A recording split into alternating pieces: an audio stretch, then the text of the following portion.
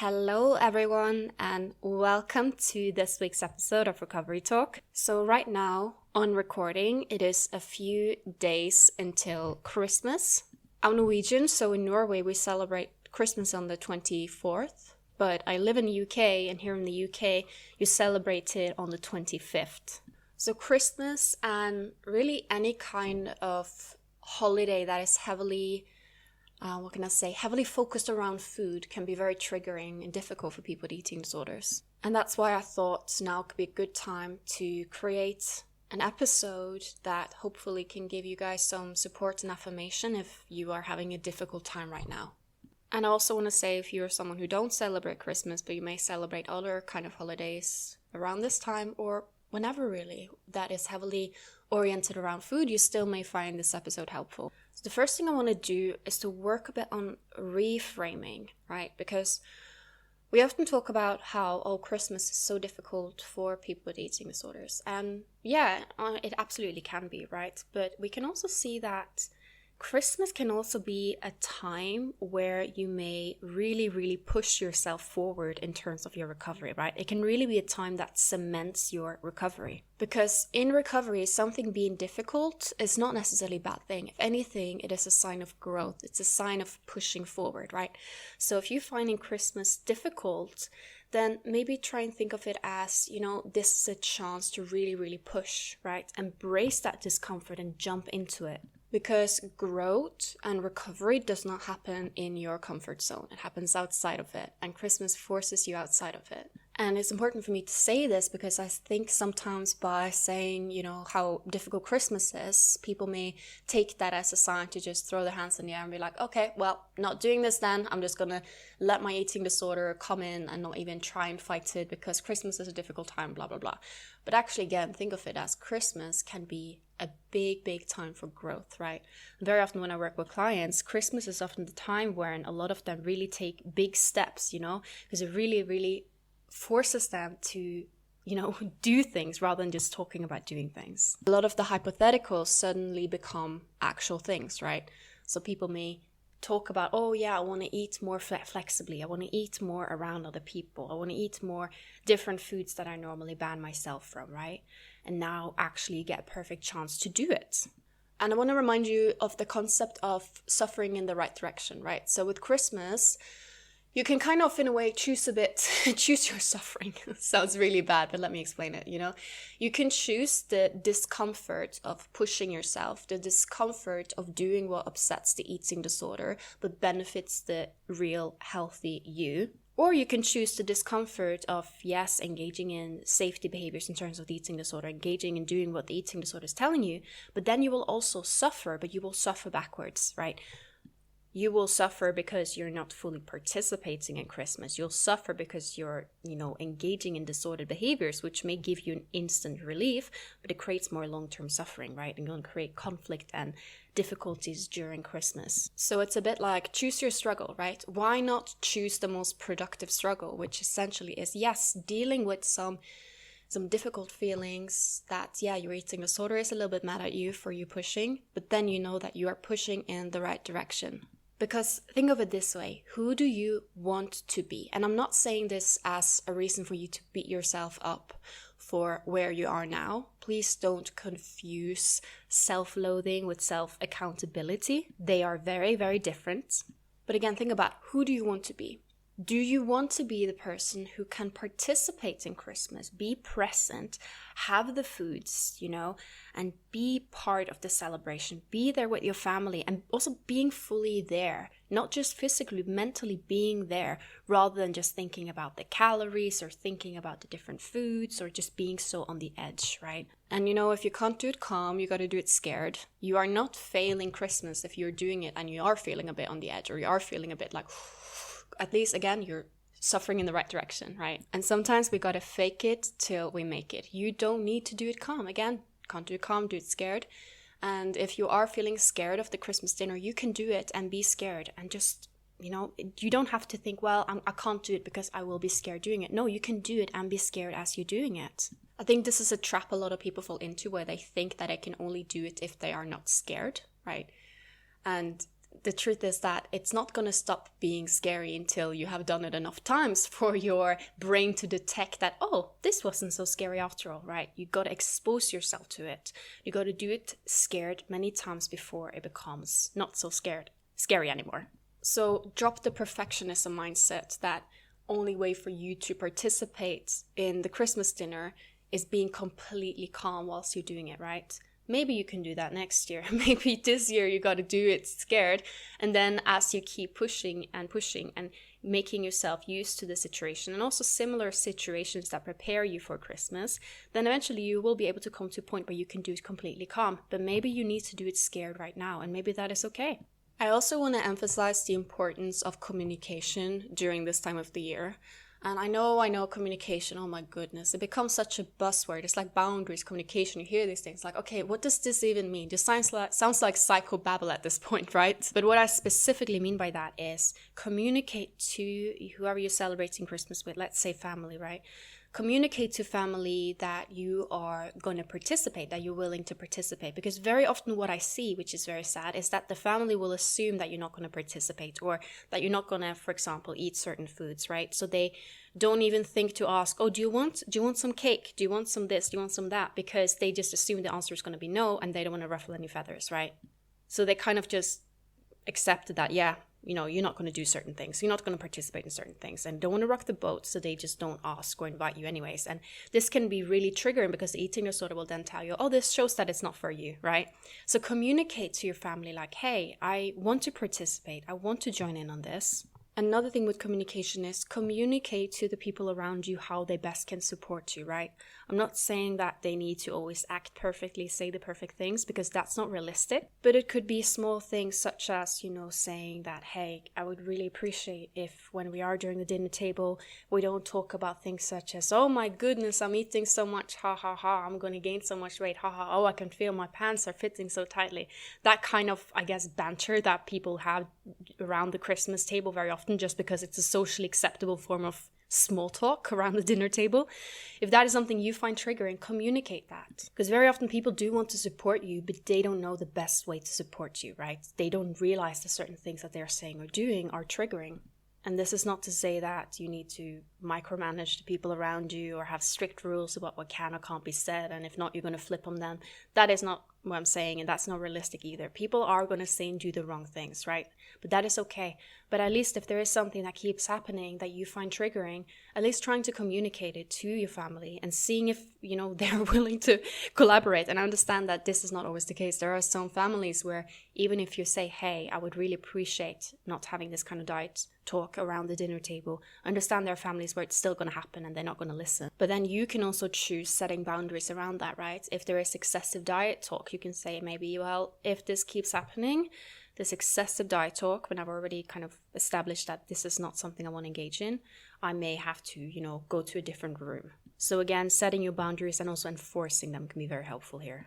And also, I know that this is going to look so different from family to family. A lot of what I'm saying are just kind of it's very generalized advice, because I understand every family has different dynamics and different, it's just going to be very different from every family, right? So you may feel that some of this applies and you also feel like this doesn't apply. And if so, that's completely okay as well. But in general, if you have family that are supportive, help them help you by communicating to them how they best can support you, rather than thinking, well, they're my families, they should know. Because very often family don't know. I think one thing that Christmas really emphasizes is that food is not just about fuel. That eating is not just about, getting in the energy, right? Of course, that is very, very important. We know that you need the energy of food, right? But also really illustrates that food and meals can be a way to gather. It can be culture, it can be family, it can be memories. And also it shows that eating also can be done for pleasure, right? Christmas is a time where you hear a lot of people, they'll be quite full, but they still eat. And I sometimes feel like intuitive eating, the focus on intuitive eating pathologizes this. I would argue that it's completely okay that eating is not always intuitive. It's completely okay to sit by the dinner table at Christmas and be like, I'm quite full, but the food was so tasty, so I'm going to have a bit more, right? That is normal. I sometimes within I guess, recovery spaces hear so much focus on intuitive eating during the holidays. Listen to your hunger. Be careful so you don't eat too much. It's very often the underlying message. And I just don't think this is helpful for people with eating disorders. Or this whole thing of, oh, you need to prevent a binge. You know what? It's okay if you eat beyond the point of fullness at Christmas. Congratulations, you're doing what everyone around you is doing. And of course, I understand that there is a difference between eating just a bit to the beyond the point of fullness versus extreme hunger, reactive hunger, and a full-blown binge, right? I understand there's a difference there. But you also know my philosophy is that when it comes to things such as extreme hunger, reactive hunger, binging, I don't necessarily think that the focus on this being the big bad wolf and something to prevent is helpful for recovery. I think instead seeing it as a completely normal part of recovering from undernourishment is a lot of a better way, and seeing it as a temporary part of the process, right? If you listen to this podcast, a few of the previous episodes, you know my stance on this. Definitely check out my episode on extreme hunger and fear of developing binge eating disorder. I've spoken a lot about this in the past, right? So I'm not going to go too much in depth about it. But I want to say this because a lot of time I see people with eating disorders, they enter Christmas with this goal of, I cannot binge. Binging means that I blew it, right? And I just don't think that's necessarily helpful. And be honest with yourself, is that a helpful mindset for you, right? Another unhelpful mindset I see is that people will enter Christmas and they'll be like, yeah, I'm going to let myself eat whatever, which is great, which is good. I'm going to eat as much as I want, but then I'm going to engage in restriction the next day. Or then I'm going to engage in purging afterwards. Or then I'm going to engage in, excessive exercise whatsoever. Kind of like, well, I'll get back on track with my diet on Monday, right? That kind of logic. And you may then convince yourself that, oh, I'm so recovered because I'm engaging with Christmas. I'm having the Christmas dinner. I'm enjoying the food, right? And of course, it's good and great that you are eating and engaging and enjoying, right? But if there is a caveat of, oh yeah, I will do it, but there will be some kind of compensatory behavior coming, then that's not really full recovery, right? You do not need to compensate for food eaten during Christmas or ever. It's completely normal to have a period of time where you may eat a bit more than you would do usually. Or honestly, if you're in recovery, you probably will just eat a lot all of the time anyways, right? Or at least feel like doing so, and probably should as well. If you're only letting yourself, participate in the Christmas food with there being like a big, if you are purging, if you are restricting, if that if is there, then it's not really going to take you further towards recovery. And also when I talk with people, there is a big difference between how you're present when you are thinking, oh, this is my one chance to eat whatever I want and then I have to go back to restriction, versus, oh, I'm just going to eat and no restrictive thoughts or compensatory behaviors after that, right? There's a big difference on how you're present and how you're eating as well. For example, if someone has the mindset of, okay, now I have these, 12 hours, 24 hours where I can eat whatever I want, then typically what happens is that people have the mindset of, okay, this is the Last Supper, right? Last Supper mindset, very, very common. And, I need to just eat everything so I get it out of the house, right? For example, imagine this. You have a pack of cookies, right? And you're thinking, oh, well, tomorrow I'm back on my diet, so then I need to finish all the cookies today, right? Whilst if you didn't have that mindset, you may have just been like, oh, I'm going to have some cookies now, and then I'll have some more of them later, right? But equally, if you are someone in eating disorder recovery, especially if you're someone experiencing extreme hunger, it's completely normal to want to eat all of the cookies, right? And that's not necessarily anything wrong with that. And sometimes even someone who's already recovered may have cookies and be like, yeah, you know what? I want to finish them all tonight. So please don't pathologize or make it seem like you're doing something wrong for eating all the cookies. You're not. But what I'm saying is that very often people who are in a binge restrict cycle, they will get into the mindset of feeling like they must finish all the quote unquote binge foods. And because they are scared of having them available, because they think they somehow can't control themselves around them, right? But what I very often say is the food that you think you can't control yourself around is the exact food that you need more of and that you need to eat more of on a regular basis, completely unrestricted. And yes, this might mean that you're going to have a period of time where you're eating tons of cookies all the time, but essentially you're going to create peace with that food, and cookies is going to be just cookies, right? It's not going to be so exciting anymore because you take it off the pedestal. It's literally like have a little child and you take away a specific toy, even if they have 30 toys, take away one toy, put it up on a shelf and say you can't play with that anymore. Then the child will start hyper-focusing on that toy. But if you just let them access all the toys, then they probably would just kind of ignore that toy and play with all toys anyways. Scarcity creates an illusion of value. So one thing I hear a lot from people with eating disorders is, oh, but if I let myself eat freely and eat intuitively during Christmas and let go of restriction, won't I just gain weight until infinity and beyond? And then they will be like, oh yeah, but there's so much talk about, Christmas weight gain, blah, blah, blah. Doesn't that just prove that unrestricted eating just makes you gain weight? So here's the thing. We all got a natural set point weight range. Notice the word range, not exact number. And we will tend to fluctuate a bit within that range, right? So essentially when people talk about Christmas weight gain, first of all, not everyone gains weight during Christmas, that's one thing. But for those who do, what essentially they're talking about is more like a fluctuation within one's set point range, right? Someone may have a temporary period where they're eating a bit more, eating to beyond the point of fullness. Not to mention that the food may be, like a higher in salt. It may be, food that makes them retain more water, food that's quite heavy, so they take longer to digest. It's completely normal that their weight may be a little bit, just a tiny, tiny bit in the upper range of their set point. Not necessarily drastic changes. We're not talking very high changes here. And then guess what happens when everyday life starts is that the weight tends to taper off, right? So the person will stay within their set point weight range the whole time. And this is why this focus on losing the Christmas kilos are so stupid, right? Because essentially it's just normal fluctuation within someone's set point. And that's literally how human bodies work, right? Equally, most people's bodies don't drastically change during Christmas, right? And also, our bodies can't drastically change overnight. Yes, we can retain more water overnight. We can have more food in our stomach and system overnight, which may show itself as an increased number on the scale. But this does not mean that our actual body has drastically changed. And equally, weight gain is not a negative, it's just a neutral, If free intuitive eating, not necessarily just during Christmas, but throughout the year, is making you gain weight, then chances are you really needed to gain that weight. Knowing that we all just have a natural set point range and that you don't need to micromanage this and that some fluctuations now and then is completely normal, it's just something that gives a lot of relief, right?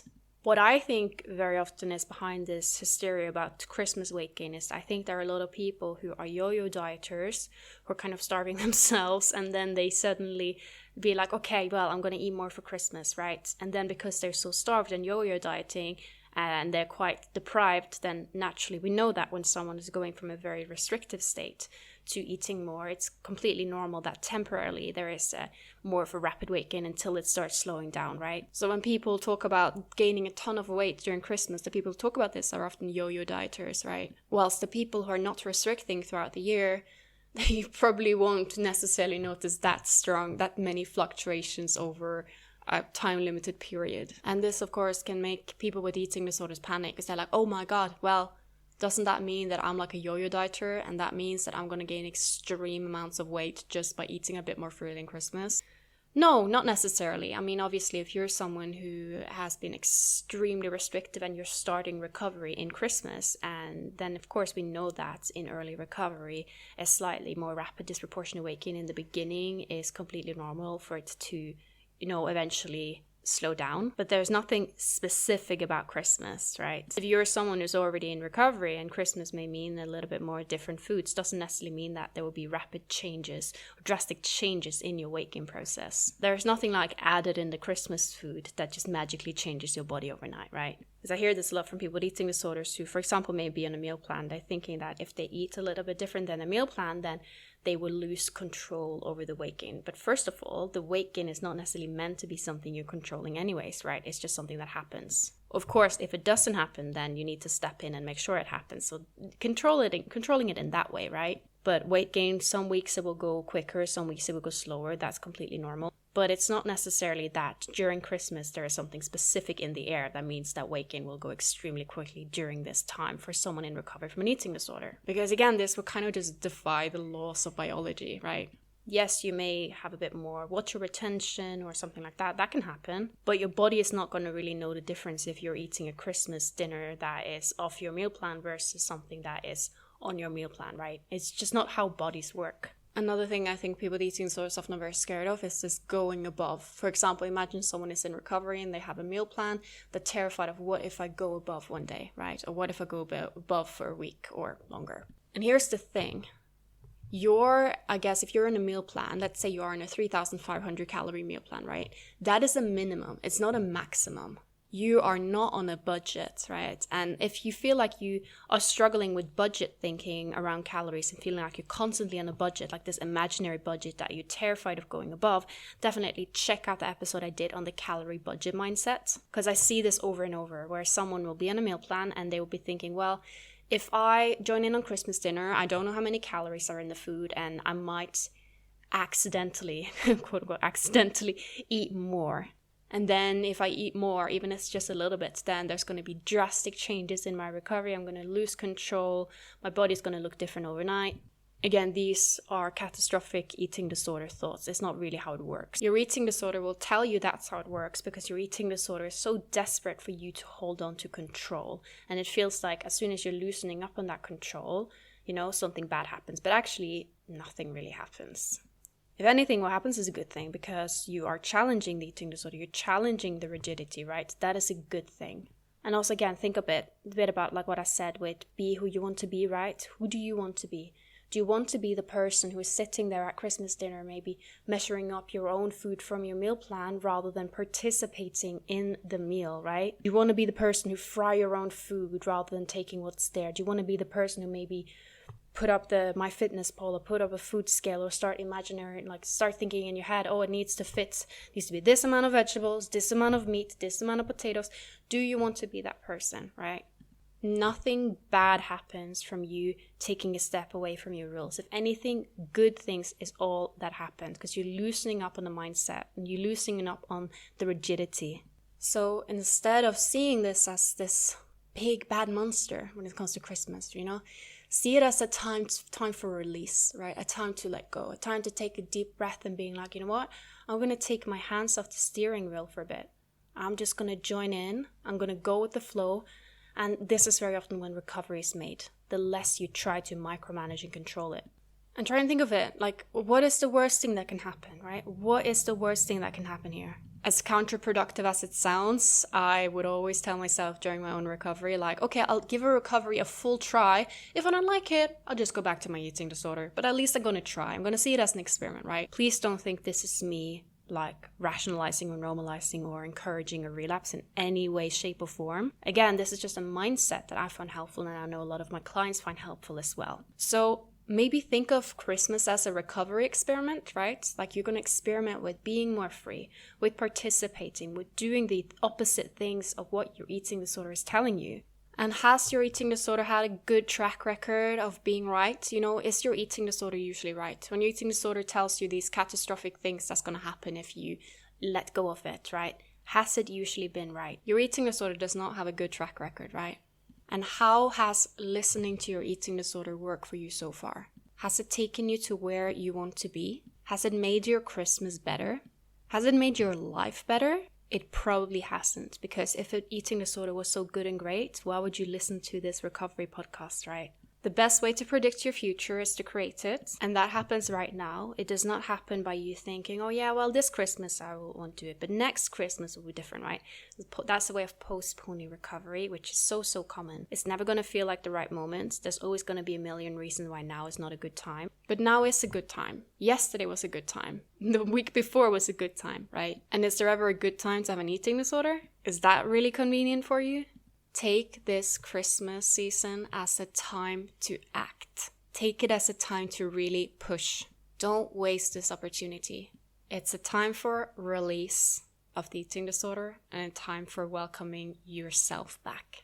I'm not saying it's going to be easy, but it will definitely be worth it. So hang in there. So now I'm going to take a listener question. So essentially this person is going through extreme hunger and wondering if their experience is normal. So the person is saying, I'm so hungry, I feel I could eat all day and still be hungry. But I've seen people say that they have extreme hunger online and then they barely eat anything in a day. So I feel like there is something wrong with me. And I get so many messages like this where essentially someone is going through extreme hunger and then they're describing their version of it. And then they're saying, oh, but that person felt this way, or this person I saw on social media said that this was their experience. And then they start kind of thinking, well, it's a really extreme hunger then. Essentially, they're experiencing a form of unicorn syndrome related to extreme hunger, where they're overanalyzing their extreme hunger and thinking, because it acts in this way, not that way, and that person had it that way, and I have it this way, it can't be extreme hunger. And notice how the underlying eating disorder fear here is usually, this is not really extreme hunger, therefore I shouldn't give into it. So here's the thing.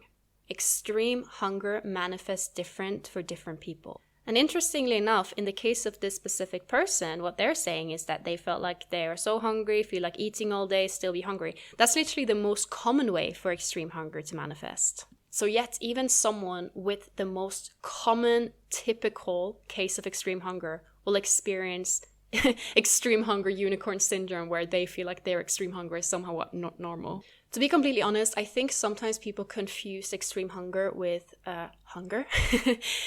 It's not necessarily extreme hunger, being a bit more hungry one night or having an extra dinner portion, that's not necessarily extreme hunger, right? I think a lot of times people literally just describe hunger, right? But if you're someone restrictive, hunger can feel extreme. But to answer the question, feeling extreme hunger in recovery and feeling like you could eat all day, all night and still be extremely hungry and you just feel like a bottomless pit, this is so normal.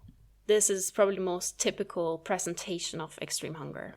Then again, extreme hunger can present in different ways, right? Someone may be physically very hungry, but mentally not be hungry. Or someone may be physically very full, but mentally be very hungry. Or they may feel no mental or physical hunger, but they feel this weird drive to eat and they have no idea why. Or they may feel mentally hungry, physically hungry, and hungry in any way that you can possibly feel hungry. And you know what? I actually think I want to create a future episode specifically about the unicorn syndrome in extreme hunger and how so many people, no matter how typical their extreme hunger is, will convince themselves that their extreme hunger is somehow not extreme hunger or not valid for some reason. But that is just the eating disorder trying to get you to stop giving into extreme hunger. And that's essentially what the unicorn syndrome does. Some of you may listen to my episode that I did on the unicorn syndrome. And if you haven't, definitely check it out if it's something you can relate to, right? Where the unicorn syndrome, the reason why it exists, the purpose of it is to stop you from acting in accordance with recovery. It's to stop you from recovering. I've heard a million different, versions of extreme hunger and how it manifests. And I still haven't found some case where it's not really extreme hunger and, you should be careful here, stop it. It still hasn't happened. So trust the process and trust that you are not the unicorn. And I will also try and think of making an episode in the future about the unicorn syndrome and extreme hunger and people overanalyzing their extreme hunger and convincing themselves that it's not really extreme hunger because X, Y, Z. Okay, guys, I hope you enjoyed this episode, and I hope you guys have an amazing Christmas if you're celebrating, or amazing holiday season if you're celebrating something else during this time of the year, or any time during the year, because some of you may be listening to this literally in the summer, or in the spring, or in the fall. So yeah, I'm wishing you guys a lovely day and week ahead, and I will talk to you guys next week.